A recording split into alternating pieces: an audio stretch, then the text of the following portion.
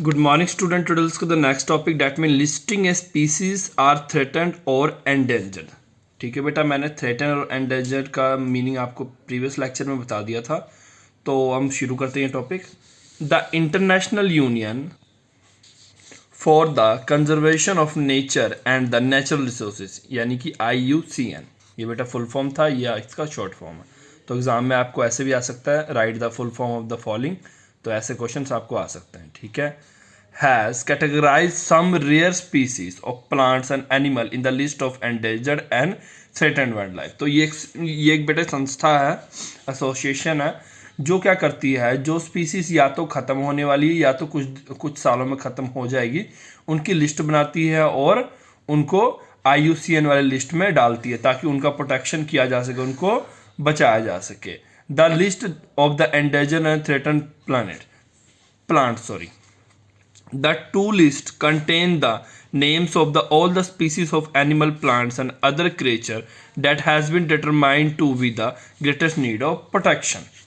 ठीक है बेटा, जिनको काफ़ी ज़्यादा प्रोटेक्शन की नीड है. The classification is based on the certain factor such as present and the past distribution of the particular species in the given area.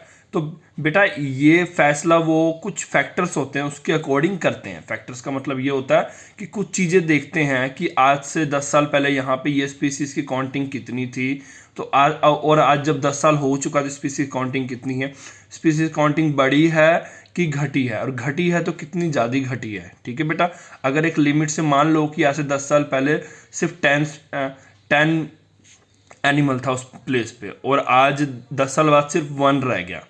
अगर 1 रह गया इसका मतलब है कि वो काफ़ी ज़्यादा एंडेंजर्ड में है और वो ख़त्म हो जाएगा. अगर ये एनिमल भी ख़त्म हो गया तो वो स्पीसीज ख़त्म हो जाएंगे. और वही पहले 10 था अब 100. इसका मतलब क्या है कि ग्रो हुए स्पीसीज इन 10 ईयर में, एवरी ईयर 10 स्पीसीज, 10 नए एनिमल्स ग्रो हुए और पैदा हुए. ठीक है. The quality of natural habitat of species over the utilisation of species for education, recreation etcetera, the value of species in the ecological term.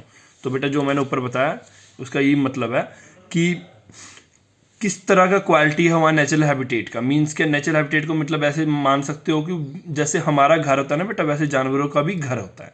ठीक है. तो उनके जंगल की आज से 10 साल पहले कैसे क्वालिटी थी और आज से 10 साल बाद कैसे. अब देखो, रिजर्व का मतलब नॉट ओनली एनिमल, रिजर्व का मतलब प्लांट्स भी होता है, प्लांट को भी बचाना. ठीक है बेटा, वाइल्ड लाइफ में सब कुछ आता है, प्लांट्स को भी बचाना. ठीक है बेटा. तो मान लो आज से 10 साल पहले वहाँ पे वो वाले कितने सारे प्लांट पाए जाते थे, बट अब कुछ रेयर ही मिलते हैं, कहीं कहीं एक अद्धा मिल जाता है. इसका मतलब क्या है कि वो प्लांट भी टाइम के साथ खत्म हो रहा है. ठीक है.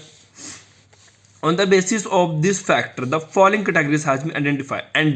एंडेंजर्ड का मतलब होता है species in danger of extinction due to the deadline in the number. ठीक है बेटा. एंडेंजर का मतलब होता है स्पीसीज क्या होता है, जस्ट खत्म होने वाले होते हैं और हमें क्या मिलता है, डेडलाइन होता है नंबर में. मान लो कि अब हमें स्पीसीज की नंबर्स कैसे मिलेंगे कि पहले ये 1000 थे, अब सिर्फ 100 रह गया. इसका मतलब अगर उसे नहीं बचाया गया तो वो 100 भी कुछ सालों में खत्म हो जाएगी.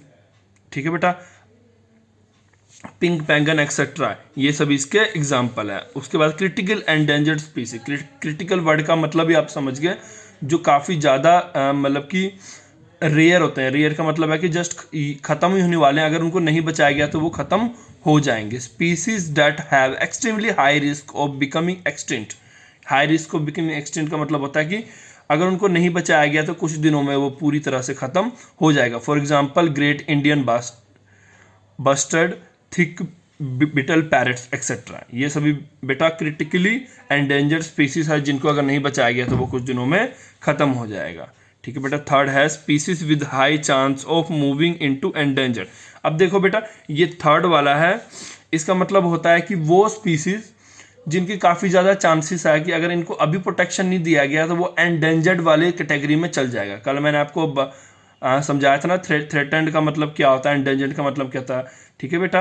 तो एंडेंजर्ड और उसका क्रिटिकली एंडेंजर्ड, ये वो लिस्ट होते हैं जहाँ पे प्रोटेक्शन देना काफ़ी ज़्यादा इंपॉर्टेंट होता है. और यहाँ पे अगर प्रोटेक्शन नहीं दिया गया इसका मतलब वो स्पीसीज खत्म हो जाएगा टाइम के साथ. जैसे हिपोपोटामस, पोलर बियर एक्सेट्रा, ये अगर नहीं बचाया गया तो ये भी ख़त्म हो जाएंगे। Extinct, an organism is considered to extend when the last existing member of species die. Extinct का मतलब होता है बेटा खत्म हो जाना, ठीक है। डोडो, पैसेंजर पिगन, बाली टाइगर, ये बेटा 3 नेम है जो बेटा खत्म हो चुके हैं और ये नहीं मिलते हैं अब। ये स्पीसीज ऐसे हैं जिनके आखिरी मेंबर जो था इनकी फैमिली का वो भी खत्म हो गया है, ठीक है। Extinct in the wild, it is the conservation state given to the species, the only living member of which are being kept in the naturalized population of the artificial ecosystem. For example, देखो बेटा ये lion और crow, ठीक है बेटा, ये खास तरह के होते हैं, खास फैमिली के लॉयन और क्रो हैं जो जिनको क्या है, it is a conservation status given to the species, मतलब एक तरह का स्टेटस दिया जाता है उस स्पीसीज को, that only living member of which are kept in a naturalised population. Artificial ecosystem का मतलब बच्चे क्या होता है कि उस जगह को बनाया गया है आर्टिफिशियली। देखो नेचुरली का मतलब होता है जो अर्थ अपने आप बनाता है, आर्टिफिशियल का मतलब होता है कि जिसे हम बनाते हैं। जैसे कि आप आर्टिफिशियल आप चिड़ियाघर गए होगे, वहाँ पे लॉयन, देखो लॉयन को माना पिंजरा में बंद करके रखते हैं, बट उनके लिए भी वहाँ पे सिस्टम बनाया जाता है ताकि वो वहाँ पे पागल ना हो जाए, तो उनके लिए थोड़ा सा आर्टिफिशियली सिस्टम बनाया जाता है ताकि वो अपना काम डेली वाइज कर सके को। हाँ, पूरी तरह से तो छूट तो नहीं मिलता, रहते तो पिंजरा में ही बंद था, बट आर्टिफिशियली उनके लिए लाइफ वहाँ पर क्रिएट किया जाता है। ओके बेटा, थैंक यू फॉर टुडे।